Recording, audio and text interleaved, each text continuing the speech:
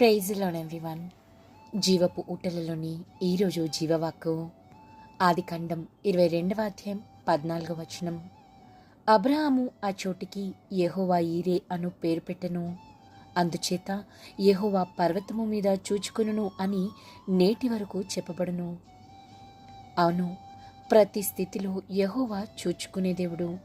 ఆయన మనలను ఎటువంటి పరిస్థితిలోనూ విడిచిపెట్టువాడు కాడు.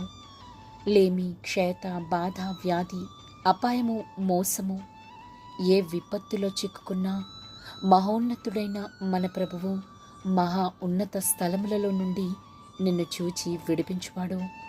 తన బాహులలో నిన్ను భద్రపరచునాథుడు మన యేసయ్య. యెహోవా ఈరే సమకూరుస్తాడు చూడు నీ ప్రతి అవసరమును.